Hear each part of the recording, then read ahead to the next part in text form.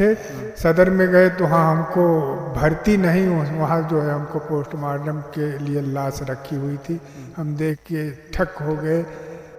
उस दिन उसकी मम्मी बात की, हम नहीं कर पाए, बस यही पछतावा है, हम नहीं बात कर पाए। और उस थी उनसे, लेकिन इनके साथ साथ सर हम लोगों को तथा रोइए मत। देखिए एक बगल गिर के पड़ा गोल्डन जो सानी था, इससे पहले कुछ कोई ऐसी थी क्या आकाश पांडे के साथ में? नहीं, उसके आगे ही रौंद करके गाड़ी से फिर तीसरे नंबर पे मेरे लड़के को घसीटते हुए ब्रिज के ऊपर जो है वो गाड़ी से छटक के जाके लटक गया। उसके घर की हालत देख रहे होंगे आपको, ये पीछे दिख रहा है, ये वही घर का हालत है जो समझते हैं ना कि एक मिडिल क्लास की फैमिली, जो बोलते हैं आम लोग की फैमिली जो होती है, बहुत समझिए गरीबी की ऐसी हालत होती है ना जिससे लड़ते लड़ते आदमी या तो मर जाता है या तो कुछ कर लेता है। अब वही लड़का नाम था आकाश पांडे, जिसने एक पॉलिटिकल पावर वाला, जिसके पीछे एक पॉलिटिकल पावर लगी थी और उसी की वजह से वो उड़ता था सड़कों पर, फॉर्च्यूनर हवा से तेज भी चलाता था। और आकाश पांडे के मैं घर पे हूँ और उनके पिताजी हैं। अब सोचिए, नवभारत 24 में आपका स्वागत है। मैं इस समय मौजूद हूँ संत कबीर नगर बरगदवा माफी में हूँ। और जो बीआरडी में जो हादसा हुआ था, एक नशे के धुत में आकर एक क्रू इंसान आके अपने फॉर्च्यूनर से मार देता है। और उसके बाद लड़के का नाम है आकाश पांडे और आकाश पांडे के मैं घर पे हूँ और उनके पिताजी हैं। पहले तो बात करते हैं गोल्डन साहनी के बारे में। गोल्डन साहनी कौन है? एक पॉलिटिकल पावर वाला, जिसके पीछे एक पॉलिटिकल पावर लगी थी और उसी की वजह से वो उड़ता था सड़कों पर, फॉर्च्यूनर हवा से तेज भी चलाता था। और समझ जाइए कि वो किसी भी कोई लड़की जा रही है, रास्ते से जा रही है, चाहे कोई औरत जा रही है, तो इससे उसके साथ बदतमीजी करता था। और यही हाल हुआ। इससे ही करते करते धीरे धीरे उसका मन बढ़ता गया और आज ऐसी हालत हो गई कि एक परिवार का एक बालक चला गया। अब इसकी जिम्मेवारी कौन लेगा? एक टाइम तो आएगा कि मान लो चलो उसको सजा हो जाएगी, उम्र कैद की सजा हो जाएगी, लेकिन एक परिवार का सदस्य खत्म हो गया जो पढ़ने में इतना अच्छा था कि नीट को निकालने में, जिसका कई बच्चों का सदियों निकल जाता है लेकिन नहीं क्लियर होता है, लेकिन उस बच्चे ने निकाला अपने दम पर।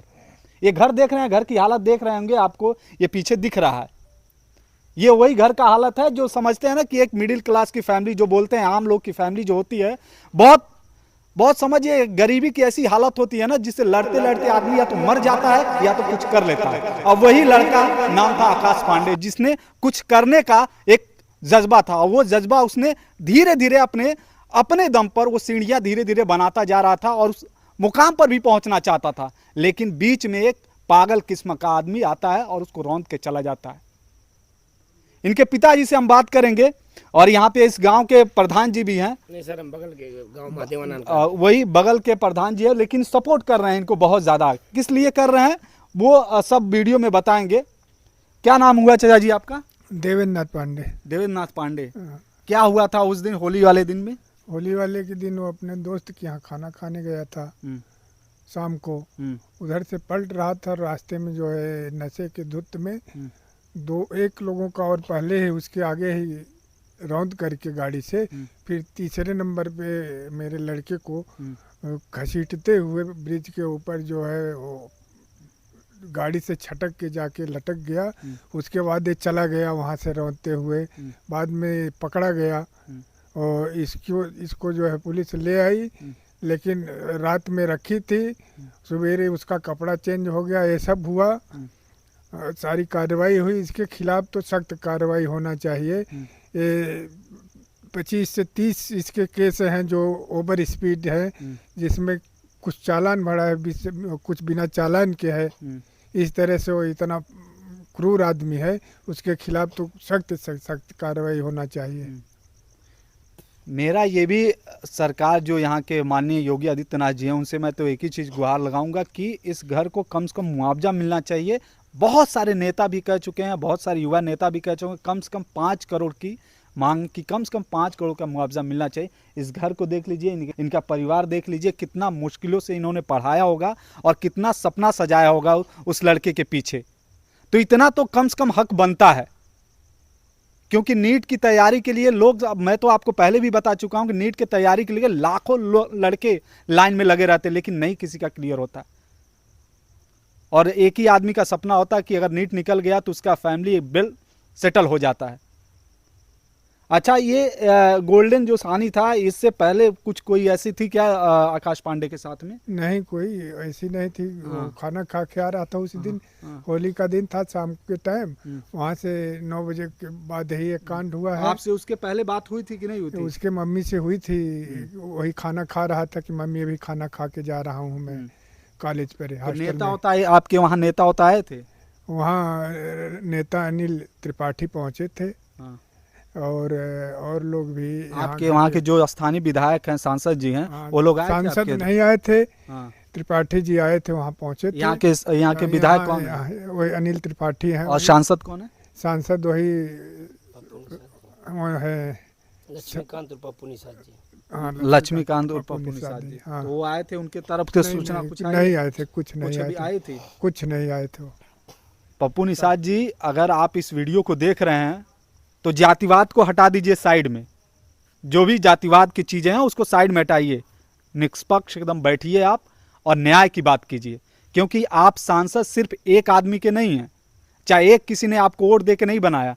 पूरा जितना भी ये सांसदीय आपका क्षेत्र होगा ना, उसमें का कम से कम 70 से 80% लोगों ने आपको वोट दिया होगा, तभी आप सांसद बने हैं। तो उस चीज़ को अपने दिमाग से भ्रम हटा दीजिए कि हमारे जातिवाद का बात है चाहे कुछ भी है। मैं ये इतना इसलिए मैं बोल रहा हूँ कि क्योंकि अगर आप ऐसे घर पे नहीं आ रहे हैं, किसी शादी या पार्टी में अटेंड कर रहे हैं, तो उसके लिए आप सांसद नहीं हैं। वो कहा जाता है ना कि किसी खुशी में मत जाओ, ठीक है, लेकिन कोई अगर बुरा वक्त में अगर आप किसी के दरवाजे पर जाते हैं तो वो सबसे बड़ा वो सुख होता है जीवन का।